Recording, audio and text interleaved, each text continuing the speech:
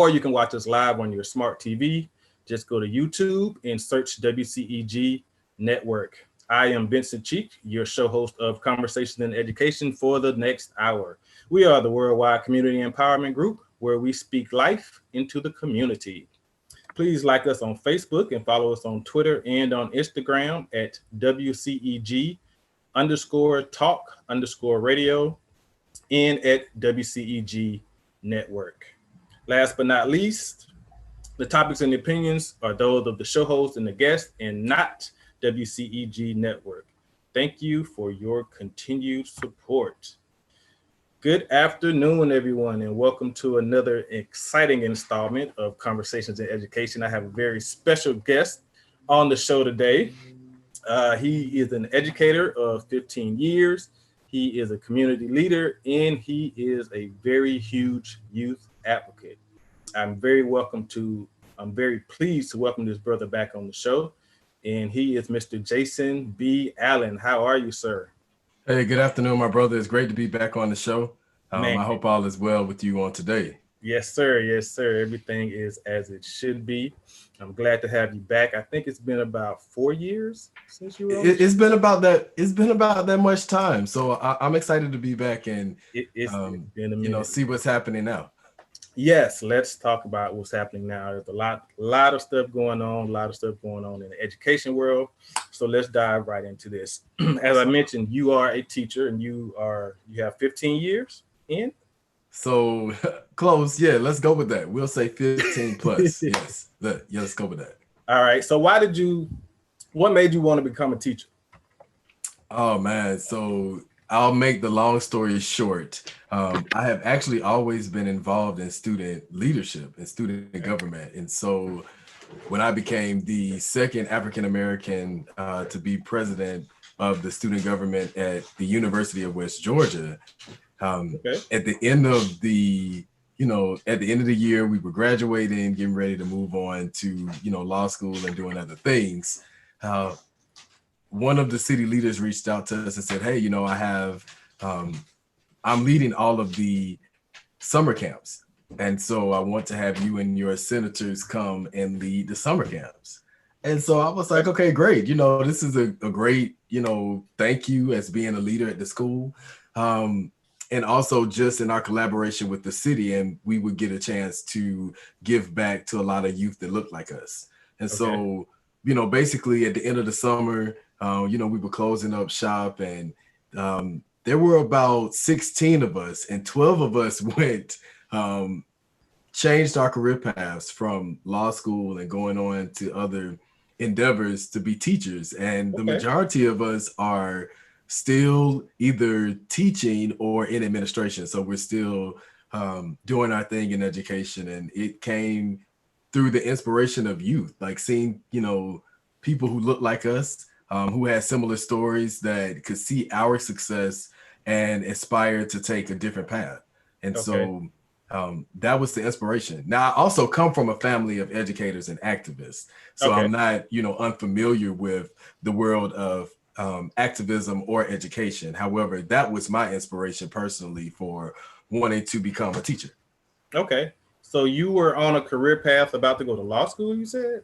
Brother, when I tell you, every time I watch Scandal or, How to Get Away with Murder or any of these, new age shows, of course, Law and Order, I was like, let me tell you, growing up with younger parents, I lived with my great grandparents for a while and still would stay with them in the summertime. And so one of our shows that we watched was Matlock. And so I took on a lot of characteristics from that. And I loved, I loved how that brother moves. So I said, hey, I want to be able to do that. And of course, as I, came of age and got older, I was, more exposed to Black attorneys and, the need for more of us, especially in educational law, but also in, civil law, right? So we can get more social justice that we're, asking for and demanding in the streets and even under the Gold Dome. Okay. So I just heard you say something about there's a need for more Black lawyers. Do you think there's a more need for Black lawyers or Black teachers? there's a need everywhere. We need people in every space. I don't even want to limit that. So for anyone listening, we need teachers, we need people in aerodynamics, we need people that are advocating for women's right and, engineering, exactly. Architecture. We need people in farming, agriculture. So we need people everywhere. I think that the pandemic showed the need for all industries and what needs to happen, and people need to get paid while we're on this. One of the challenges that my youth have been talking to me about has been workforce development. And so the lack of that in our schools and how they're able to produce that and the programs that they've created, but also, our city, the city of Atlanta has sent back, millions of dollars in a workforce development program that would help solve some of the very issues. For example, wanting our youth to be detained and arrested for selling water, but then you as leaders send money back for workforce development that could have been putting them to work or helping them build their own type of program. So, we have to be realistic about this. This isn't, it's a game, it's people's lives. And it's always been that way. But education plays a role in that with the school to prison pipeline, which is something that we talked about in our last conversation a couple of years back. So it's still a very present issue. Right. So you said the city of Atlanta had money for workforce development, and you said, "Oh yeah, brother, that came out. Let me tell you, that came out in June of 2020. The AJC was one of the news outlets, so you can look that up on AJC. But I can tell you the month is June. I want to say the 12th. Don't quote me on that, but I do know it came. I do remember it came out in June because I wrote an article about it. And, one of the things that I quoted was how, people were coining the phrase still of, whether it was a hot girl or a hot boy summer. And I was like, this was a hot summer for us to find out that people are out here, begging on the street and trying to sell water to survive. And our city leaders send back millions of dollars in workforce development, and business support. And that was beyond us. We could not believe that, especially when, it was very politicized, these youth selling waters. And we actually talked about that last time. This isn't a new issue. This is something that's been happening throughout decades in the city of Atlanta. And so education plays a role in that. Right. Most definitely. So I want to talk about this, the issue with the youth selling water for a minute, because I know that was a big issue last summer. And I know it was an issue with some of the children, because anytime I see that, I'm trying to give money.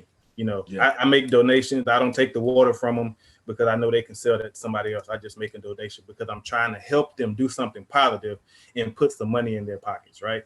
That's good, brother. So, but one of the controversies surrounding it was the trash that the boys leave. They'll take all of these cases of water and they'll rip the plastic off, and the plastic's all up and down the street, and a bunch of trash anywhere. So that was a huge controversy. But and it was last summer. I was over by the you were in my camera, please. I was over by Lenox Mall, and I was actually in the Phipps Plaza part of Lenox Mall, right? And there was these young brothers. They was probably between 11 and 13, and they're selling water. I'm sitting in my car for a minute, and I just hear them yelling, "Hey, come buy my water. Buy some water from me. Hey, you know what? Hey, let me get $5 for this water." And they just being as rude as they want to. And then this white woman, she might have got a kind of snarky with them, and kind of said, "I'm not going to give you my money," or whatever she said to them. And the next thing I heard was, "F you, you white bee, blah, blah, blah, blah, blah, blah, blah." And I was like, oh my God, do these young children, young Black boys, do they not realize the area of town they're in? We're in Buckhead at Phipps Plaza, and they're cussing out a white woman, right?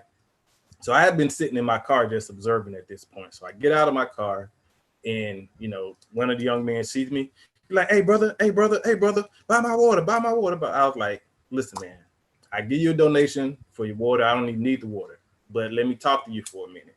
So I talked to him and about two or three other boys for about 10 to 15 minutes on their approach and how they're approaching people, how they're being a little over aggressive, and how you can't be in this particular area, especially cussing out these white people, because they're gonna call the police on you, and the police are gonna come, and you don't want them problems. And they're going to come and take action. They're not coming to talk to you. I just wanted to also throw that part in there. But I was very pleased that they actually listened to me. Yeah. And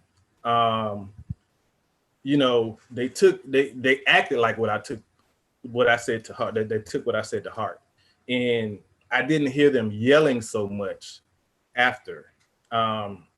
There's also a comment on here about these be on board showing weapons. I never heard anything about that. Or throwing bottles of water at people's car. Which is and I mean those are definitely realistic issues that are happening. And so one of the things that I love to give context to around this is that everyone in the city of Atlanta has played into this problem. And here is why. When you retire and you feel like I don't have anything to do with the school, when your child graduates or moves on to a different school, you stop becoming involved. Well, here's what you don't stop doing. You don't stop paying taxes into that school. And so when we don't talk about community building and family engagement, which are things that we were talking about 4 years ago, we're going to continue to see this problem. This has been a problem in the city of Atlanta. Let's start there. I was a water boy in the 90s. So there is no reason that we have had all of this Black leadership from in the mayor's office to city council to school board to Fulton County commissioners to any other board that you want to imagine or think of. And we still have a problem with Atlanta being one of the most inequitable cities in the nation, not just in the state of Georgia, not just in the South, in the entire nation. So when we want to go around and say that Atlanta is a city that is too busy to hate, Atlanta is the home of the civil rights movement. And the Black, even in the words of T.I., Atlanta is Wakanda. Then please explain to me why so many Black and brown people who look and sound like me are suffering the most and then become criminalized by trying to survive in a system that everyone is playing a role in. So now when we get to these water boys, or the water boys, or the Atlanta water boys, as they have coined themselves. This has been a great example of this. These kids lack skills and development. Well, first of all, this is twofold. It may be family structure. They may have learning exceptionalities where they're talented, but also may have a learning challenge. They also may be living in trauma. They also may be in schools that don't have the resources to reach them or teach them in the ways that they need to be reached, or simply that the schools are failing, or simply that the schools are promised things that they never receive and they never really get the true support that is offered or told or, you know, campaigned upon to them. So these are all things that lead to why these children don't have the social skills or the life skills that they need to go out and do this. Now, here's the other caveat to this. Hey Atlanta, Helping Empowering Youth is led by Casey Vinings, Mark Boyd, in the very area where this issue started from, English Avenue, Vine City. And so we have all this Black power, all this Black elite, the AUCs, the Greek organizations, all of these things, reality TV, the music industry, everything that attracts all of the Black people that keep moving here. And then they fail at these pipe dreams that are given to them. And then they attribute to the poverty that we already are struggling with, because these the water boys, the young ladies, the other youth, anyone that is on the corner selling the, you know, things that they're creating, whether it's candy apples, cotton candy, bottled water, soda, stress balls, things for Valentine's Day, t-shirts, Black Lives Matter, whatever it is. They're in every community, and we are failing our own people. So I don't want to stigmatize them. I just want to help the people understand that we all play a role in this. Now, are there solutions? Yes, there are solutions. The students are telling us what the solutions are. I've talked to the water boys. I'm teaching them. I'm teaching the other students that are saying, listen, our schools are failing us with workforce development. We're not even being prepared for what's out there. And then they want to bring in all of these people who drive Maseratis and all these nice cars. And they tell us all these fancy things. And they have this and look at all my followers and, you know, X, Y, and Z. And they don't have access to this. So if we want to solve the problem with the water boys on the corner and black and brown youth on corners in our communities selling things, then let's talk about equity. Let's talk about putting equity back in the communities so that the families, first of all, don't have to have children out here selling anything, that they could be in schools that were supporting them and giving them the true resources that they need. But we don't want to talk about that. We would rather watch the news and stigmatize them and watch our black leadership come on the news and say, if you see them selling the waters, call the police. That's not a message to Southwest Atlanta. That's not a message to Northwest Atlanta. That's a message to Buckhead. And that's a message to communities that are being affected by gentrification that was perpetuated by the leadership of this city that is not even running this city. But we're not willing to admit that and come together. But it goes back to the Atlanta riot. I want to throw a resource out there so people don't just feel like this is my opinion. There's a book. It's called The Atlanta Riot. You can look this up. I would definitely want to shout out Skip, Reverend Dr. Skip Mason. He is a historian of Atlanta, and he always uplifts authors and history of Atlanta. The history is here. So these are things that we know. Look at Morris Brown. We want to talk about equity. I want to talk about the impact of this. Let me just speak on Morris Brown for 2 seconds. Morris Brown had the Upward Bound program. I had people on my block, in my community, who my teachers knew they weren't going to go to college. But Morris Brown gave them an option. They had programs. They had offerings. They were taking these youth, and it was something different. You want to talk about reducing crime. You want to talk about reducing gang violence. But the mechanism that was driving that, we sold out. But I won't even go. I don't want to go into those politics because I'm not here to talk about politics. But that plays a role into why organizations like Hey are not getting the support that they need, because they're out here. There are so many people out here. There's another brother that is supporting our work, Asante Hill. He has an organization, Men of Valor, that has partnered with Hey, and they are doing the work collectively. But I'm seeing them have to do all these fundraisers and all of these campaigns to get the money, to get the youth off the street. But everybody in the city is complaining. Well, put your money where your mouth is. You have all these complaints. Listen, you have Hey, that's doing the work. I will vouch for them. I've been out there. I've seen them doing the work. I've had classmates that have donated money. Shout out to Douglas Astros and those who went to the University of West Georgia. They have contacted me and donated food to feed them as they're out there, to feed volunteers. People have done the work from the community. So I want to, shout that out too. But everyone in the city, especially those who have the means, find the organizations that are truly doing the work. Don't rely on the city. Obviously, the city doesn't care enough to do anything about it. Don't rely on Atlanta Public Schools. Obviously, most of these kids have been suspended, expelled, or put out of school anyway. So if they were in an effective program, a lot of these problems would be alleviated. And I'm off my soapbox. Right. Let me tell you, that was a heck of a soapbox, brother. I wanted to educate as many people as I could reach on that issue about the water boys. So when you start seeing this more, because it's going to start happening, because guess what? People are still not working. Poverty has still not gone away. Unemployment did not just magically come up because Biden is in office and the vaccine is out here and people are still irresponsible because we want to push children back into overcrowded, under-resourced schools, but then allow these businesses to be open with no accountability. So now parents are sick and workers are sick, and we're sending children who are not vaccinated into schools so that people like me and my colleagues and my loved ones who are teachers are going into buildings who may have the vaccine or not and are at risk because we don't know what these children are carrying. And we already have to acknowledge that a lot of our schools don't have the proper infrastructure anyway, not the correct air filters or updated air filters, or even clean schools, or water that does not have lead in it that also impacts asthma. We haven't been listening. What did we learn in this last year of confusion and denial? We were denying what was really happening. What did we learn? Dr. Danielle Stewart, she told me that. She said last year, 2020 was a year of confusion and denial. Either you were willing to accept it or not. So now what are we doing in this year? What are we going to do in this year? That's what's going to count. That's what's going to determine what's next. Because if we continue doing this, so now what? We're opening back up schools in the city of Atlanta, across the nation. Schools that were still suspending our kids, schools that were still failing our children. schools that were still silencing our teachers who were trying to speak out against the injustice and tell us what was going on, and we silenced them. Yeah. So what are we really doing here? I'm putting the question back on the people.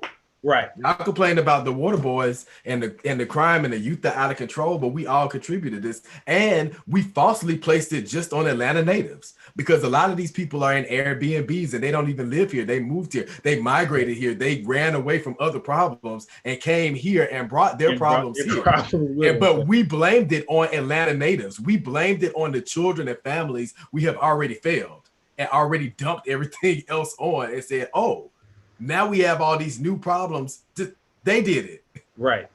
And I'm a little disturbed at the fact that you mentioned that the city leaders are telling people to call the police on these children that are out here. Brother, you haven't been watching the news. I haven't been watching it lately since last summer. Really. Oh no, Well, and you know what? That's a good point. A lot of people may have really been detached. Just, Trump was in office. That was crazy enough. Everything happening with Black Lives Matter. That was traumatic. It was overwhelming. So thank you for acknowledging that. And I do acknowledge that as well, because a lot of people may not have been watching the news. But yes, this was on the news. It was in newspaper and sources. I'm in the heart of everything that's happening. So, being an educator, we're connected to a lot of the social issues because it's happening to our students. And so, yes, I was very aware of it, and I was very disheartened, having to explain to students. People don't understand. I want to say this is my last thing about the Atlanta Water Boys, because we done went off on a whole nother tangent and we ain't even got to this purpose though, because people need to hear this. This is what's happening in our own backyard. They do. And I want to say this to the grown-ups out there. I was on the corner, this was at the end of last summer, and it was the corner down by Lowry getting off of 20. And there were some young men there selling water. I helped them out. The next weekend, I went back to the same corner.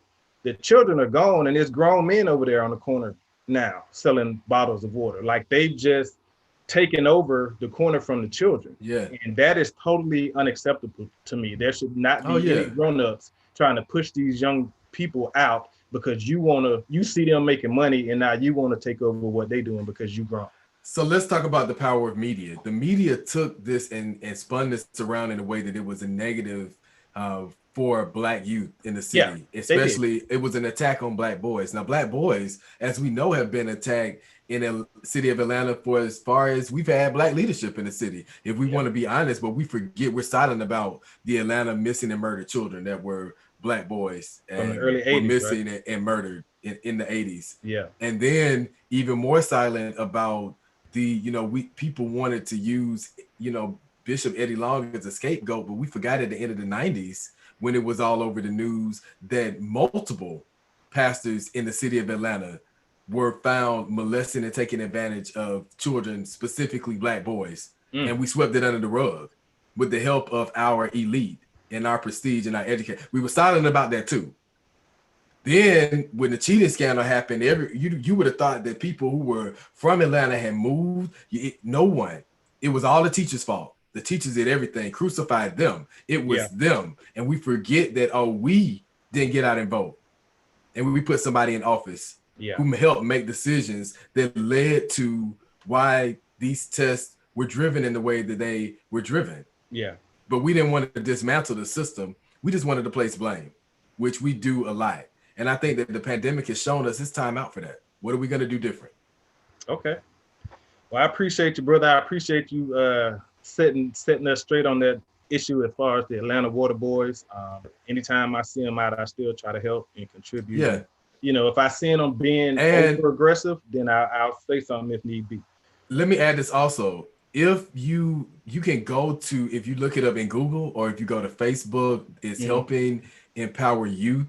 They go by the initials "Hey" with an exclamation point. I've heard of them. But if you drive by and you still see water boys out there, they're still looking to connect youth, and they may not have the capacity in their program, right? Because again, we have to fund these things so they can expand their reach. But I do know Casey, I know Mark, I know them well, and their team. They'll find other people in other parts of the city who are also doing this work. Some of the organizations I mentioned, such as Men of Valor. I know that they have a sister organization now that they're working with. Councilman Antonio Brown is working with organizations in his community and throughout the city to support the water boys. Chris Brown has an organization where they're feeding families that are in need. So, these are people who are in the communities, and we have to find them. If you don't know who they are, go to Facebook, go to Google. It tells you a lot of information, right? And let's get the resources to these youth. That way they can make a choice. Either I want help to either do this a better way that may be a little bit safer, a little bit more productive for me, or I'll choose not to do it and I'll just continue to do what I feel like I want to do. But at least they have a choice, right? They have an option. So let's give them that. Okay, gotcha. Thank you, sir. Now let's get into this organization that you're a part of, called Profound Gentlemen. Just tell the people what Profound Gentlemen is and why it was created. All right, awesome. So Profound Gentlemen is an organization created by two co-founders, Mario Javon Shaw. I affectionately call him the king of Black Boy Joy. And also Jason Terrell. They were both teachers in Charlotte. They saw the experience of male educators of color in public schools, and they were like, hey, we got to do something about this. Young brothers. Matter of fact, both of them just have turned 30. So it's been an honor for me being, older than them, but working up underneath them as leaders and supporting their vision. And, our work is centered around recruitment and retention of male educators of color through partnerships with local school districts. So I'm glad that you are bringing this conversation up because I'm a community builder of the organization specifically for the Metro Atlanta area and the state of Georgia. And a part of my job is to help connect school districts to our executive director and our community team so that we can build a partnership with them to help them with recruiting and retaining and also building male educators of color. And we say male educators of color because it's not just Black men. And I want to also dispel that a lot of people feel like, oh, they just want Black male teachers. First of all, we have Black teachers that don't do our children right. So I want to be very clear about that. We want male educators of color who are social justice minded and who want to excel in teaching and learning, with all children, but especially with helping to fight against the inequities of teaching children of color. And we want to impact that in a way of making sure that there is representation. We need to have teachers of all ethnicities in front of our children, and including even those teachers who are Muslim, because we need to see that. We need to normalize that, instead of demonizing it. It's important that, we have male educators of color in Douglas County. I taught in Douglas County, and my students needed to see a male educator of color who wasn't what they heard about at their dinner table or saw on the media, because these are systems that are working against us to portray us in a certain way. I'm going to go back to the Water Boys. Look at how the news portrayed them. It wasn't until those of us who were advocating for them, I started writing articles about them and published them through our Bright Beam network under the lens of Atlanta. So check out atlanta.org for those who are listening. And we've been talking about that issue again for years, but it's always been negative. It wasn't until we said something and got with parents and other activists and other leaders in the city to say, hey, we're being unfair to them. This isn't all of them. This is some of them. And you all have brought, negative attention to what they're doing by saying, oh, yeah, you just have all these. This is what they were saying. Let me just be very honest. You have all these ghetto children out here, selling these bottles of water at high prices. And, everybody's just giving them money, thinking like, oh, yeah, people just throwing money at them. So, of course, if I'm a schemer, if I'm a troublemaker anyway, and you have this all over the news, what do you think I'm going to go do? Yeah, I'm going to do what you're telling me to do because now you're showing me visually and you're telling me, and I don't really have the sense enough to decipher the difference because I've been failed by the education system and I've been failed in my community because the city has failed my community. Yeah. Wanted to make sure that we all remember we play a collective role in this. And so this is why organizations like Profound Gentlemen is so important, because research has shown that it's not just mentorship, but we need brothers in these classrooms are like Dwayne Wade, right? From a different world, like teaching them math. but we need somebody inspiring them to be engineers, but can also tell them the importance of being a barber and an entrepreneur and how you can buy back the block by getting that spot and making it into a lounge or make it into a pool hall, but you also are cutting hair and you have your granddaddy or your uncle or your grandma or your mama on the outside on the grill cooking food and y'all selling plates. Now that's a free business idea for somebody who wants to go out and do that if you have the means to do that.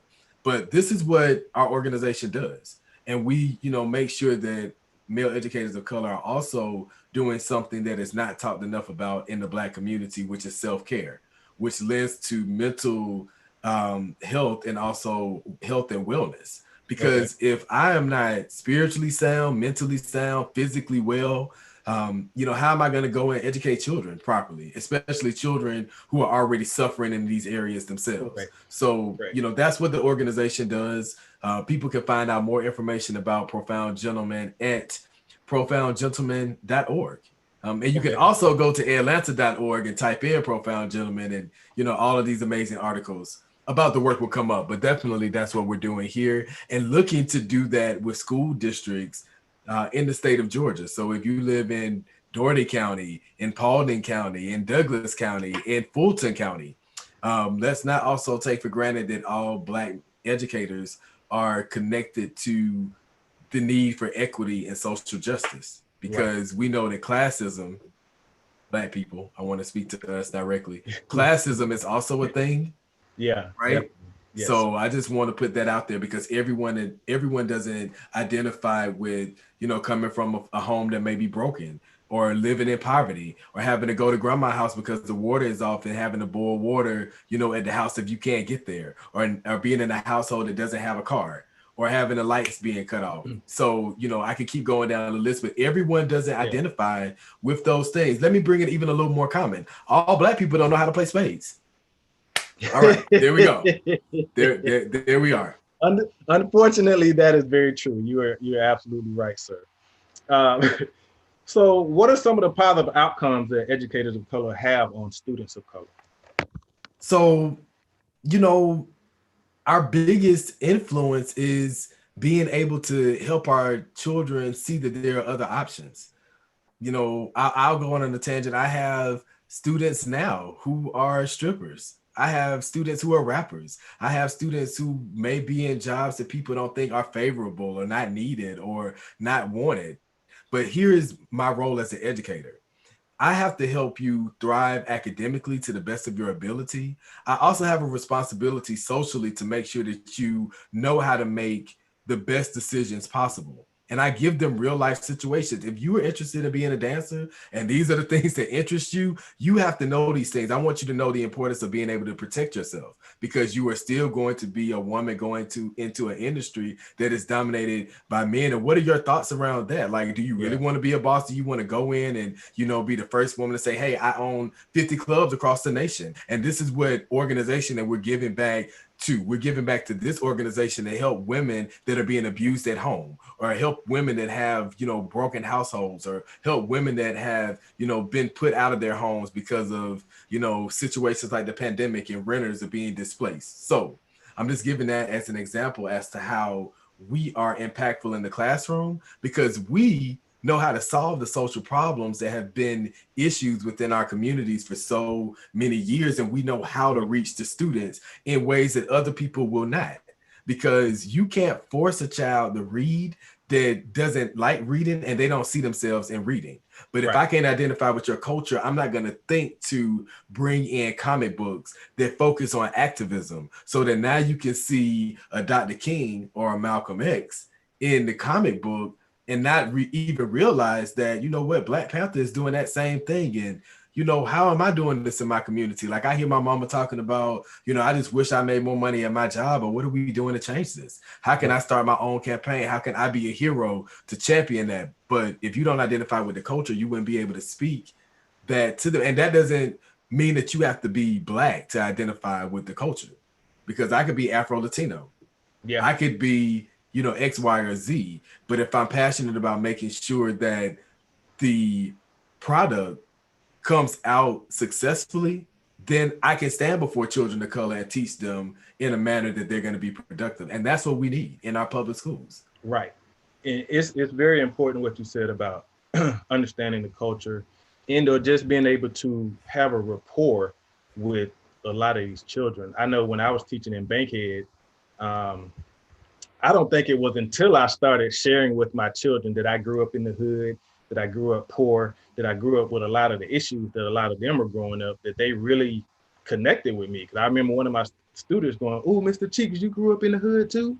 I was like, "Yes, I grew up in the hood. I grew up very poor. I grew up with a lot of issues that y'all got having." And then I started talking to them about the poverty and the cycle of poverty and how it goes from generation to generation and how it's up to us to break those cycles.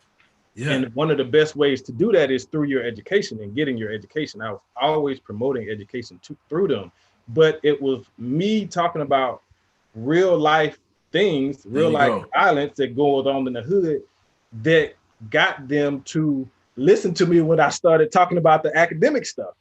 You know That's what I mean? good. Like they were like, okay, I can relate to Mr. Cheeks a little better. And so yeah, he do know some stuff. So let me hear what he has to say. And so they No, that's opened up to powerful. me a lot more. You know what I mean? And once I knew I could make that connection with them by relating to them with similar situations that we've been through, that changed the game for me. It Yeah. totally changed the game for me. So But I agree with you you on know, that. brother, these stories are so powerful, and we need this, but we need a balance too. Like I know a lot of people feel like when you all are advocating for more, male educators of color in a field that is dominated by women, and one of the fields where Black women have been able to thrive, Yes, yes, in areas where there's still a lot of growth that's needed. And so we're not a threat; we are a resource. Because the reality is we need our counterparts as well in front of our children. They need to yes, see, people who don't look like them that are moving into their communities that have traditionally been all Black people or a mixture of Black and brown people right, or a majority brown people and some Black people. And so, now we have other ethnicities that are moving into, traditional quote unquote hoods. And we need to have teachers that look like them that are standing in front of our children and they are actively talking about how the system needs to be changed. But see, this is what we miss in schools. First of all, we're not even teaching this type of knowledge to our children. So let's start there that we, have not even had or heard the conversations around, culturally inclusive curriculum. Like we should have various curriculums in Atlanta public schools. We I should agree. have curriculums that are developed by Black and brown people in Atlanta public schools that we do not have. I still don't understand why these conversations are not happening or the level of innovation is not there. And I know that innovation is there because I worked with, Gail Burnett in the Office of Innovation that supported, non-traditional schools such as the home, school programs and charter Okay, schools and, you know, partner schools, which are, for those who may not know what they are, um, traditional public schools that are ran by charter organizations. And that gives them flexibility in how they're presenting curriculum to the children. But the right, reality is this: APS has always had, a good model. It's the implementation and it's the policies that allow the funding to get to the places where they need to go. But that's a whole nother conversation around what can be done with Atlanta public schools and how it can be done, because there are things that can be done. But the question goes back to the people and the leadership that we elect. What are we willing to do? That's right, that's the question. We have to ask what we're willing to do. All right, right. let's keep going, brother, because I'm looking at the time. I'm like, Look, it's that's 20 why questions and I'm talking. I knew I was gonna enjoy this conversation, bro, because I know how passionate you are about education. I know how passionate you are about our children. So I knew this was gonna be a good interview and a good conversation to have. Oh So man, again, I thank you. appreciate that. I Yes, sir. appreciate that. I Thank just you. hope that it ignites other people. We all play a role in this. Like even if you're at work right now and you're a dentist and you have it playing in your office and you're listening in, you all play a role. Our children need to see everyone in your office who Yes. works there. They need to experience everyone because every person there plays a role in your success. So if you are a Black or brown owned, dentistry, we should have, if there are 250 of them in the city of Atlanta, they all should be a partner with just one school. And Mm. then if there's more than them than the schools, then partner with multiple schools. right? So then grade levels can have a specific, business that now is supporting them, but who's thinking outside of the box? So Right. this is what I'm teaching my children at Seven Pillars Career Academy. I thank God for leaders like Christina Guillen, who is the founder of the school. It is one of many, one of few charter schools in Clayton County, of course, right outside of the city. Still a part of John Lewis's, well, now Senator Nikema Williams district, Okay. and in one of the areas of Georgia that has the highest, dropout rate. That they're expecting Black and brown children in this specific part of Clayton County not to, be successful. So now we had to come in and change that. Are they And building a so prison in the area? Because I learned when I was teaching in Bankhead that they look at third grade test scores to I know. determine I if they don't. I don't build a know if prison that's in the the new area. location. I don't. I don't know. I think the speaking of the prison, let's just go to Atlanta right quick. Let's go. That's a lot of land. I know that it's by the railroad, and you know how they, of course, had that situated purposely, right? But when you look at how the city is changing, like I don't even know how much that's worth. I don't even know how that would happen, or who would have that type of power to say this is the federal prison that we're going to move and it's going to become like prime real estate in the city. Is that Right. impossible? Who knows? Now, but it's something to think about when we think about why Atlanta Public Schools and Morris Brown were attacked with these scandals, which impacted them financially. We have to think why. Right. It impacted their numbers, it impacted their sustainability. And so that impacts their finances, that impacts their ability to maintain their what?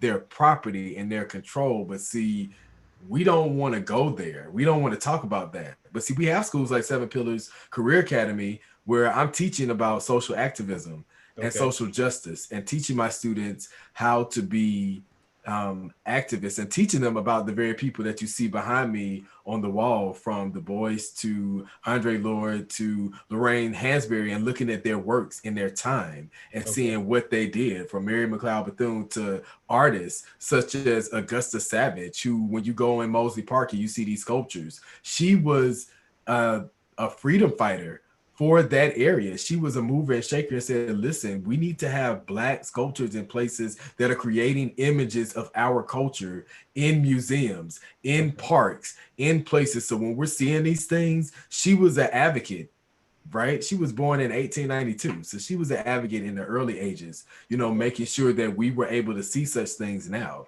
And so I get the opportunity to teach my students this and how they can develop their own call to actions. And so you can see more of this in Atlanta.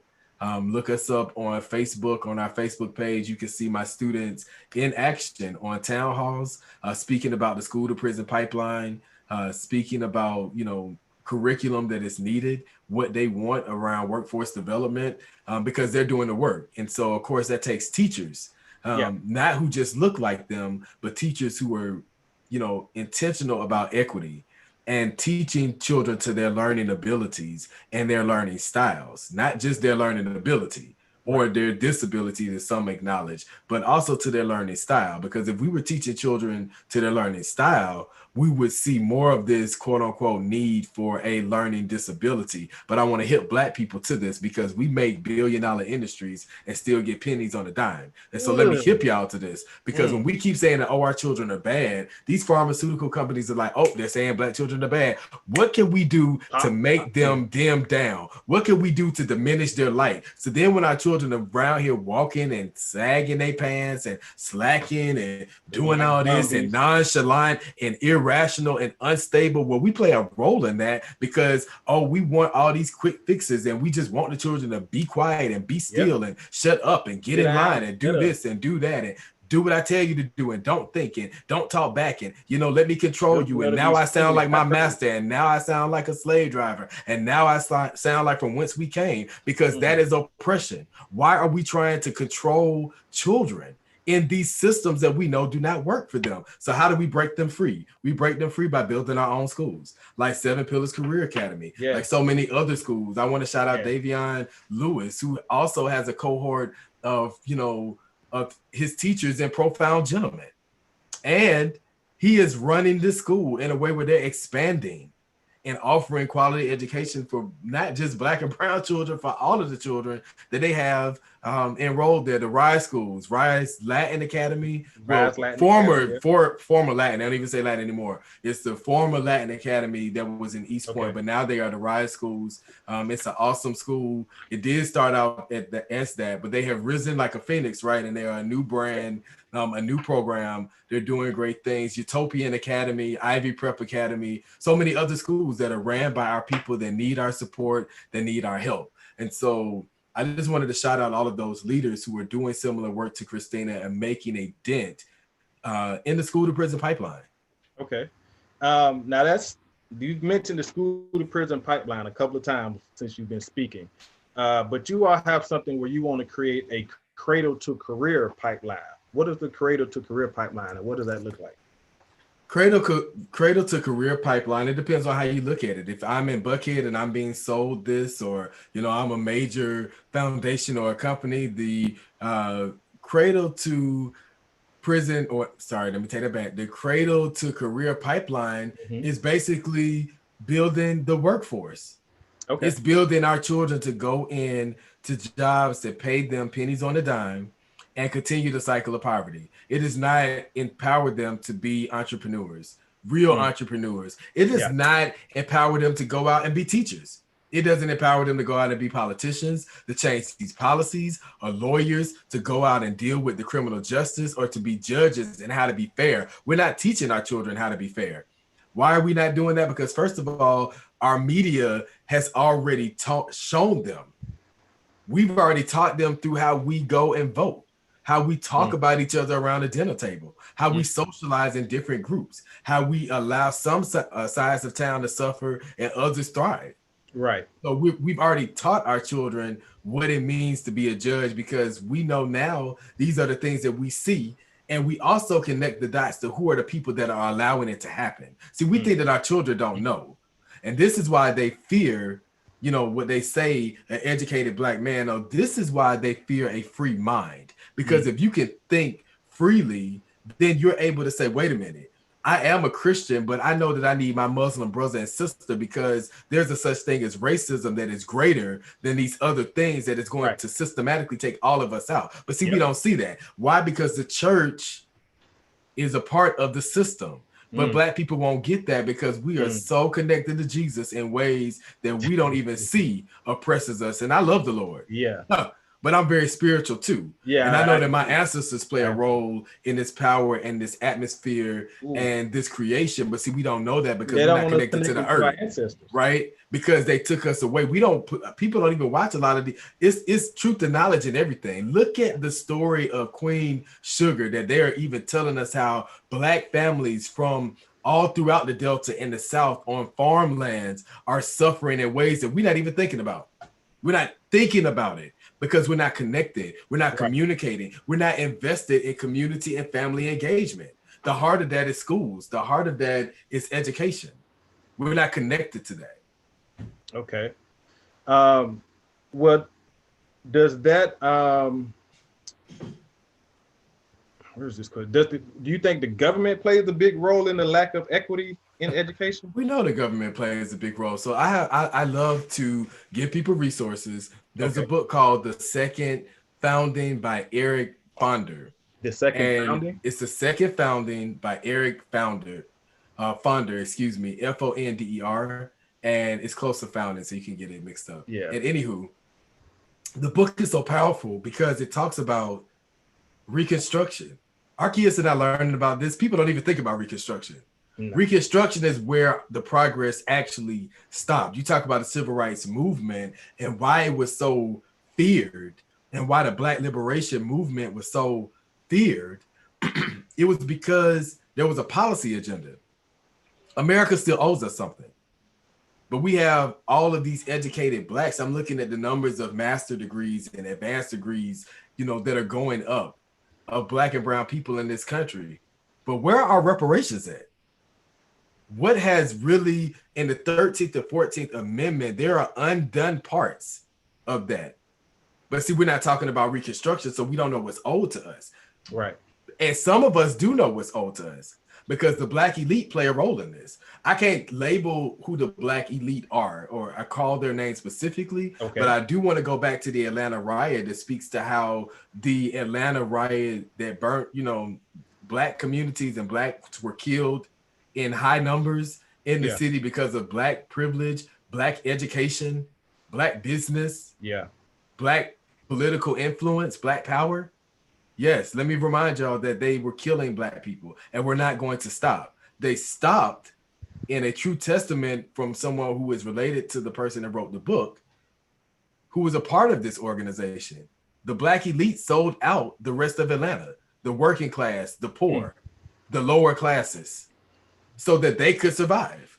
So I don't want to say that reparations hasn't been given in some sort of sense, because the people I know who lead foundations are getting $1 million or $100,000, or really even the $5,000 or 15 that the city says that they're going to send them. But neither here nor there. I just wanted to put that out there, that again, everybody plays a role in this. So if black lives are going to matter, I support it all day long, but black lives need to matter to black people first. And all black lives need to matter to us. And it does make a difference, because we already know that they're not going to take us serious. And if they know that they can come in and divide us, then we're not going to take it serious either. So, but we'll dismiss that, because people will say, well, that doesn't even make sense. It does, because I'm giving you the strategy of how the system continues to oppress us, but people don't want to listen. Right. This is why I'm so passionate about education, because if I'm connected to my ancestors, and my great grandparents were saying this, and they had a 3rd grade education, that education is the passport to freedom. Yes. Then why am I not fighting for more of my people to be educated? Now, on one of your podcasts, I believe it was Talk That Real Stuff. Yes, thank you. You guys were talking about holding black leaders accountable. And I believe it was the young lady, Aisha, who said that she doesn't really trust a lot of the black leaders, because when a lot of these black leaders get elected, that they shed their blackness. Yeah, you're right. And I have never heard that term before, shedding blackness. So talk a little bit about this shedding blackness, and can we really hold our black leaders accountable if they are shedding some of their blackness so they can fit into these white spaces and, as y'all say, pimp our pain, as y'all said in the video?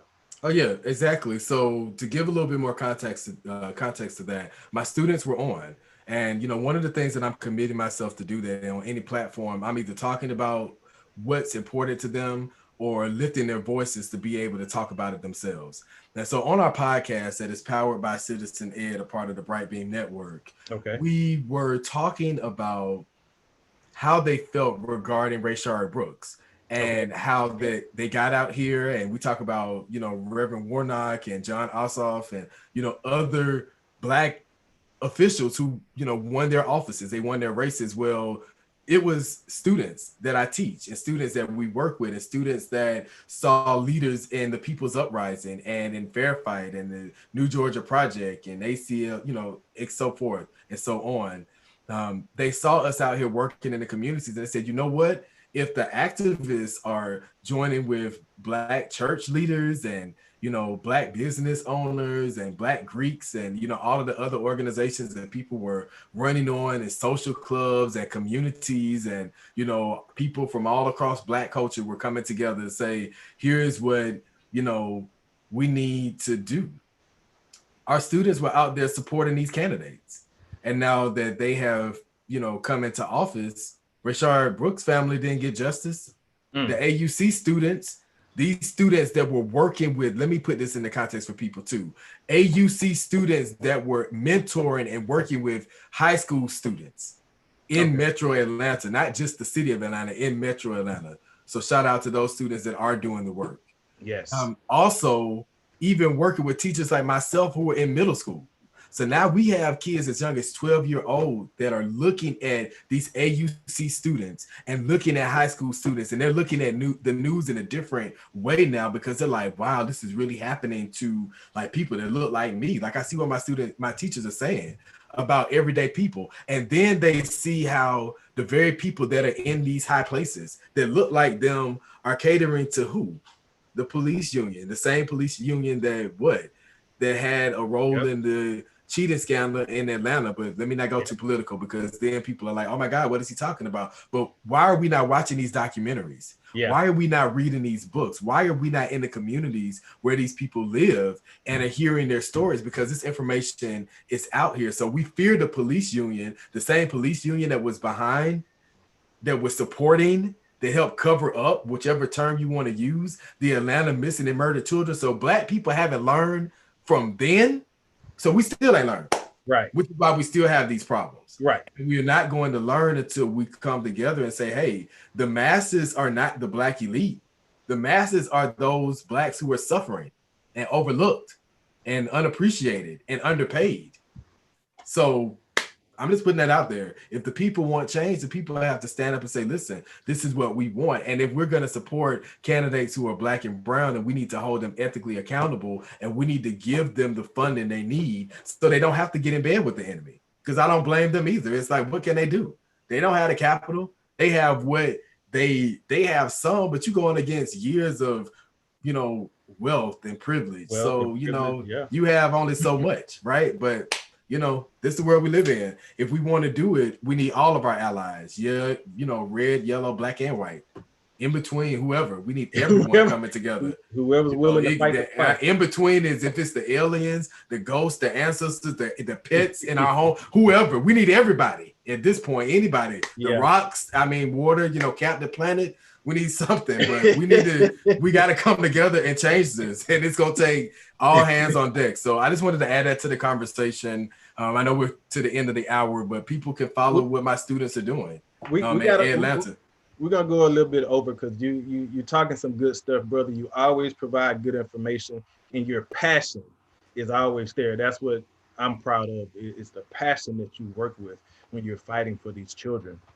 So what can public schools do to go from talking the talk of equity to walking the walk? Like, what can they institute? What can they implement to make sure that there is equity among these schools, among our public schools? So, I have a lot to say around that. And I have colleagues who are on the school board across the metro area, really across the state. So I definitely, understand their plight. I was the board chair for Ivy Prep Academy for 5 years in Atlanta. It's a charter school, not as large as Atlanta Public Schools or any public school district. Okay.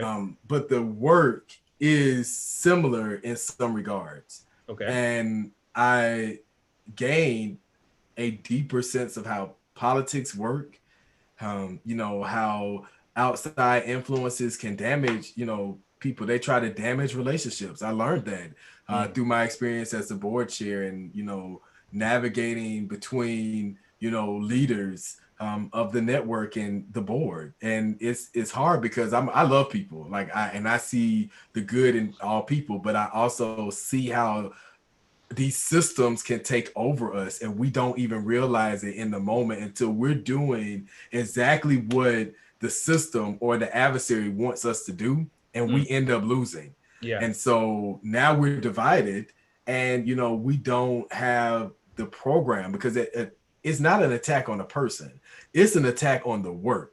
Because if the system sees that you're effective, they come look at all of the educators we've had in Atlanta that have been 5-star quality and the system has worked. It's not the individuals. Yeah. And that's why my heart goes out to, and my heart goes out to leaders.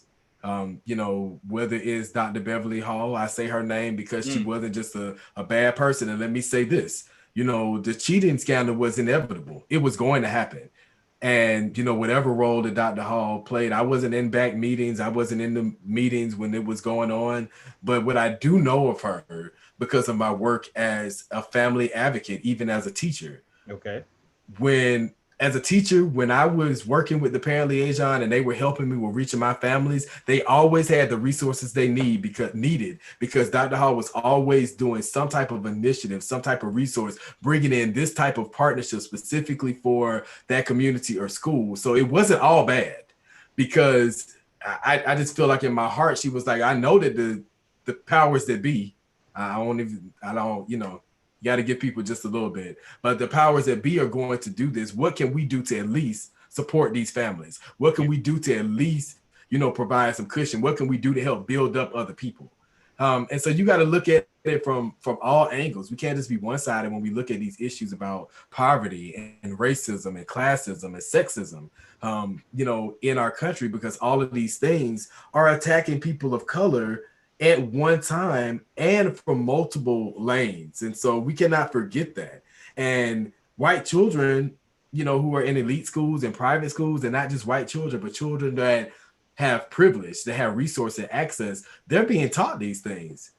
I believe that by the time you are 9 years old and you come from a wealthy family, you know how the system works. And it's like that. Like, you can shrug your shoulders. It's just like that. Like, I mean, I recall, stories from my great grandfather, God rest his soul. And I appreciate these stories because he didn't have money to give me like that. But he had these stories about his experiences and how he knew how white people moved and how they navigated, and he watched them and he studied them, which is why he was the only person in a very, poor side of Portsmouth, Virginia, that had a garage, because he knew how to navigate and move like they moved, and it's studying the game in order to be able to master it. But we're not teaching our children that. Right. We're still struggling in Atlanta public schools to teach these children how to spell their names. And these are not just exceptional learners. So let me just be clear. So there are severe issues that are happening across the board. And then when we talk about discipline, how are we being innovative around that? When there are ask these students. See, people don't know the problems because we're not talking to the children, we're talking at them. Yeah, right. We hear the report from the school because you hear from a frustrated teacher that is not getting the training, they're not getting the resources, and they're not given the flexibility to do what needs to be done. Correct. Then you have instructional coaches that are basically having to do the work of a machine with all of this data, but they have so many different programs, software, things that's unimaginable, because we're not making the jobs easy, right?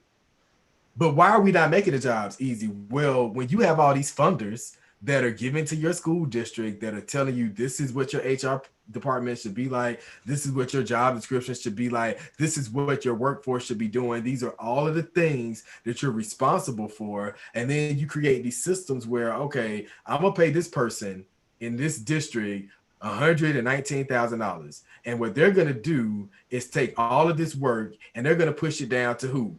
Somebody else that makes $90,000. Yeah. And they're going to have all this work for all these schools and all these children. And what are they going to do? They're going to take it and they're going to push it down on an admin that makes $60,000. And then they're going to do the majority of the work, but they're going to have an uplift of the work. And so what are they going to do? They're going to take it and they're going to give it to a specialist who's making probably about $40,000 or maybe 55 and or 50. And they're going to take that work and push it down to the schools, who are either going to give it to overworked administrators who don't have the capacity to do it. So now who is getting the work? It is going to the staff members who are supposed to be counseling children, counselors that are overworked and given all of these responsibilities, or it's going to be social workers who need to be in homes, who need to be helping kids get to school, who need to be helping change, a lot of the policies that are pushing the kids out and having to do all this extra work to get them back in. Yeah. All of this work is being pushed on them as teachers and paraprofessionals. And then we wonder why we have the water boys, and we wonder why we have crime, and we wonder why poverty is continuing to grow, and why Clayton County is like, oh my God, all these people are still migrating here and they don't have work skills. And you go to the Atlanta Regional Commission meetings and they're saying the same things about how we hire them at Burger King, but then they go to Target and then they go to Waffle House and then they go here because they don't have the skills to really grow or thrive in a job. Why? Because we're not reaching them. And that is how we're not reaching them. So what do? We have to have school board members that aren't controlled solely by Buckhead, that aren't influenced by the Democratic or the Republican Party, or who aren't bought by the police union or the teacher union or this union or this specialty group, because these specialty groups don't really care about the masses of Black and brown children that continue to be disenfranchised. Because Ripley's, believe it or not, if they did, I would not be sitting here talking to you all about this at 3:00 in the afternoon on March 16th in 2021, when my great grandfather was writing this in his journal in the early 1900s. I just want to put that out there. Wow. Now let me ask you about a couple of, since we're talking about inequity in public schools, right? I wrote down, this is all stuff that I read either from Saturday till yesterday on the internet, right? A couple of examples, and I got elementary, middle, high school, and college, okay? I'm gonna tell you about them, and you can speak on one of them or all of them. Just give me your opinion, but it's speaking to inequity in school. Okay. At Crystal Hill Elementary in Little Rock, Arkansas, a young 5-year-old kindergartner named Ashton was forced to clean poop out of a toilet with his hands because the white teacher sent him to the bathroom. He clogged up the toilet, so she made him clean out the toilet with his hands. All right. That's the first incident. Middle school, Doris Miller Middle School. There was a student named Azaria Fennell. She's the only black student in this class. A white student came in the classroom first thing in the morning and said, "What's up, my N-word?" Right? So another white student walks over to that student and tells him, "You can't say the N-word." The white teacher says, "If black children can say it, white students can say it." Okay? The teacher is currently on administrative leave. Norman High School in Oklahoma. They played a basketball game. I think it was Thursday or Friday night, and they knelt during the national anthem. And the white announcer calling the game called them effing N-words and said F them, right? They went on to eventually to win the state championship. I think it was Saturday or Sunday. And then on the college level, there were 2 Georgetown professors who were having a Zoom call, and the white female started complaining to the older white gentleman that at this time of year, she gets all type of angst because she gets all these low performing black students in her class, and she just thinks that they make her look bad, and she really doesn't want to have to deal with it. And so they had this conversation this recorded conversation for quite a long time, but it was the student who recorded the conversation that reported them to Georgetown, and now that they've both lost their jobs. You can take any one of these situations and give me your thoughts on it, but what can we do to eliminate this type of behavior and inequity in our schools? This is from the elementary to the college level. Yeah, well, I like to challenge the status quo. So let me see if I can do each one in 2 minutes. The first one with the elementary level, this happens all the time. This is where the trauma begins. And I have had so many students that have told me when they get to me in 6th grade that they've been told they're stupid, that they have been called derogatory names, that they have been told that, they're retarded, they're going to end up in jail, they're going to end up dead, they're going to end up in a gang, all of the things that we feel like are cliche. These are things that are actually being told to our students. And so parents don't know or realize, or they're not being reminded through advocacy or awareness that they have civil rights. And that's a civil rights violation. It's a health violation. It's so many different violations of a teacher to force any student to do anything. You can't force them to write their name. Let me just be clear about that. Even if you're getting a grade, you get graded on what you produce. If you don't produce anything, then we do an evaluation of that. But I can't force you. There is nothing that I can do to force you to do it. And children and parents need to understand that. Even when you get to the middle school situation and you think about the policies, my students right now are advocating against attendance, behavior, and discipline policies. One of the things that we are beginning to work on with the Metro Atlanta districts, we've asked, even Atlanta Public Schools. We've had one board member that has responded to us, Aretta Baldwin. I just want to throw her out there because she's always working for the goodness of the children and the people. But she, thought that our call to action was so important because we're like, listen, if schools are going to be reopening, we want to at least mandate that all schools update and evaluate IHPs. Now, I know people are like, what is an IHP? So here's what we've learned in, studying my master's in special education and also giving my students research projects. Okay. We have discovered that a lot of school districts, the money comes differently. For example, some states, they have monies connected to the IEP, which is the individualized education plan, which is why so many school districts are in a rush or more prone to diagnose Black and brown children with disabilities, because this is money, y'all. It's money. It's not because, we want to help them. No, it's money. Remember, pharmaceutical companies and all of these, pills and things that you take thinking you're going to get better, and right, they all play a role, but this is how they play a role. And so we are asking the metro and really all states, all schools in the state of Georgia to mandate IHPs to protect specifically Black and brown children who have more chronic health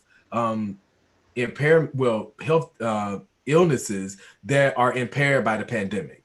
Where do we get this research from? The American Heart Association, this was Heart Month that just passed in February. Yeah. We didn't even uplift that. I didn't see people talking about that at all. But when you look at these, I had a student and a colleague that, passed away last year.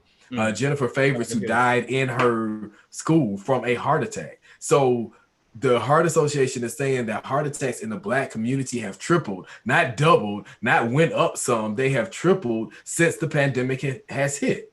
Wow. Well, why is that? Because your heart is having to work harder as it's fighting against this disease. Also, what we are not looking at or people are not talking about is asthma.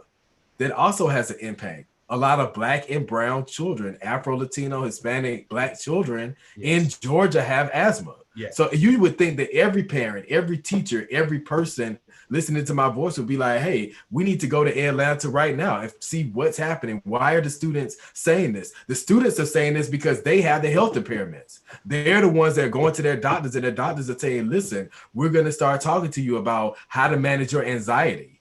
But how many children don't even have a doctor that they can go to that's telling them this? So this is why we're uplifting this, but it starts with policy. All of those situations are connected to policy, but it's also connected to the teacher pipeline. This is other news. Sonny Perdue, they're looking at appointing him or being, or leading the university system of Georgia. The university system of Georgia that is already one of the largest providers of training for teachers. But we already have a teacher pipeline issue in Georgia, where Georgia has not put anything forward in regards to equity regarding the teacher pipeline. And we're not watching these things. So if he's over the university system, that's a major setback for progress in the state of Georgia. Why? Because it's going to dumb down what our children are already not learning. That's it. Wow. That's enough for the people. I'm just hoping that it activates people so they'll say, hey, we need to be a little bit more mindful of the people that we're, putting into office, and the judges and the DAs and the mayors and the city council persons and, the police chiefs, and also the people who are going through the police academy. Who's training police officers? Where are they getting this training from? Who is supporting police officers in schools and in the community with trauma? Because also what this Trump era has done has resurrected this war against the police and Black people from once we saw in our ancestors, in our past. So nothing is new under the sun, but these things are coming back and we're seeing them right now. And what are we going to do? It starts with how we're educating our children, how we're getting them the resources, and how we build our communities. Well, I totally agree with you. I definitely think a lot of these issues are policy issues, like you said. And so for the community, does that mean we need to vote better? I think that we need to, again, voter education. It starts there. Why is voting important? Who are the key players, right? So when you think about the state, the secretary for voting rights, who's over that. Also the departments that connect to that. Do people know who is leading these calls? Like, what role do the senators play? Like, senators are reviewing bills right now. The House is reviewing bills right now. Who are our allies? Who are people that are, supporting things? Do we make the assumptions when we even look at how the votes come in? Okay, we know that there are some counties that are all Republican, or there are some counties that have large percentages of Republicans, but how are we reaching the other constituents there? Because they may be able to get one representative. One representative can make a difference, as we just saw in the last election. So it starts with education, but it's coalition building. One of the best things that we have is communication, being able to open our mouths or send a letter. Some people still write letters, still send cards because they're like, the government is watching what I'm doing. I could trace my iPhone or my messages or the iCloud or, wherever this information is going. And, people don't communicate effectively. Like, we feel like we are, but we don't. People don't effectively communicate because there's no reason why we should not be more on this. There's no reason why people are not talking more about these bills that are going to suppress the votes of the very young people that got out here last year, some who were not even eligible to vote. They got out and helped get information out and help rally people to vote. And now we're going to sit back and allow their voting rights to be infringed upon because we did ours. We got our vote in, so I guess it doesn't matter. So now it's going to impact them. And they came and helped us to keep the little of what we have. I'm like, come on, we got to keep doing it. We have to come out for the next generation so that they don't keep having to fight as hard and as much as we've had to. So my class is getting ready to start. Oh, your class? What time? I taught myself in the class. I was like, okay, yeah, we're gonna. But this has been a powerful conversation. So I said I'm gonna go to about 3:15, and then I went over that. So my class starts at 3:30. So no problem. Thank you for letting me know that, brother, because this has been a intriguing and powerful conversation. Before you go, I want you to tell people about TDRS in Atlanta. These are 2 of your programs, and let me just say, the Atlanta Student Coalition, I was so impressed with those young people from the videos that you sent me. Oh, thank you. That I don't even know what to say. So tell people about TDRS in Atlanta Student Coalition. Yeah, TDRS, Taught That Real Stuff, is abbreviated. I try to be respectful of the audience. But we did that very intentionally. Nehemiah Frank is the chief editor-in-chief of the Black Wall Street Times, which is in Greenwood. This is going to be the centennial of the major race riot that happened there. We talk about Greenwood Bank with Killer Mike and, Andrew Young and so many others who have started that. Well, Greenwood is actually the Mecca, right? That was a blueprint of Black power, a Black marketplace, think about Auburn Avenue and, so many of those across the nation. So that's Nehemiah. That's the work that he does. And also Tanisha Peoples in Chicago that is actively working with, getting youth off the street, fighting against the prison, the, school to prison pipeline so that these kids are not in the street getting sucked up systemically with the gangs. Let me tell y'all. Okay, I got 1 minute. Let me tell y'all, the gangs, like these kids are coming from poverty. Where are they getting this money from, y'all? Like, why? I'm like, why are Black people not asking the right questions? Where is the money coming from? Who has money to fund all of these kids in gangs and all of the streetwear that they, where all that ain't coming from robbing people and the pawn shops? Y'all think the police stupid? Like, I mean, are we this stupid? Not to think that now if these kids robbing people, well, how they gonna get money for it? They either selling it to people who are in our communities who are A, buying it, or B, they selling it to pawn shops. And you don't think that the police have figured that out? So I'm just putting this out there for the people to do their own research. Where are they getting the money from? And so we're fighting against a system that has money and privilege, that has access to change policies and people in places that can make decisions to either put a stop to it or funnel it. And that's what we cover on TDRS. We're trying to liberate the minds of Black people because it is the miseducation of the Negro. Yes. Like the miseducation of Lauryn Hill, the reason why it was so powerful because it wowed everyone, because it was like we have to be spiritually free first. Yes. Before you educate the mind. But see, I can't go into that. You have to subscribe to TDRS on either YouTube or on Citizen Ed's Facebook page, or check out our work at atlanta.org, because we are we are set on just that, liberating the minds of Black and brown people, so that once people have the resources, you know, and they have the information, you can make your own decision of what role you want to play. Do I want to stand by, or do I want to actively help eliminate this so that future generations of Black people aren't having to fight this very same issue? Right. All right, that's it, brother. Yeah, I appreciate you, brother. I appreciate you. Everyone, this has been Mr. Jason Allen. Tomorrow you have the state of public education, right? Yes, sir. And Monday you have Let Us Speak.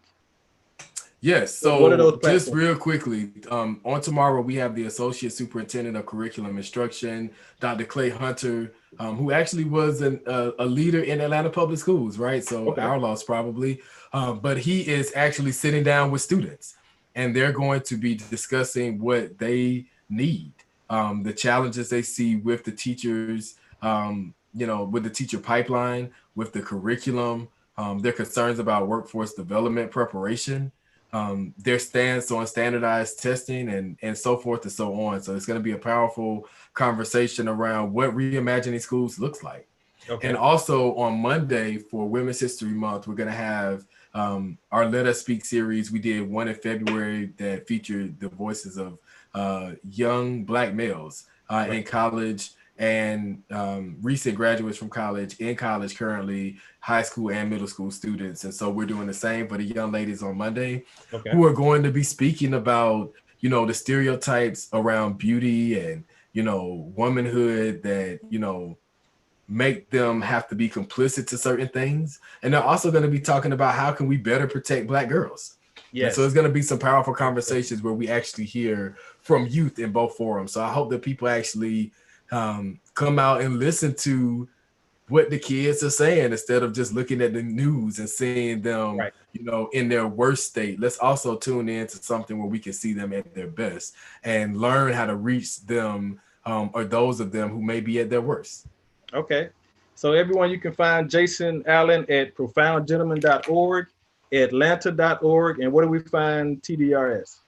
You can find TDRS if you look up Talk That Real Stuff.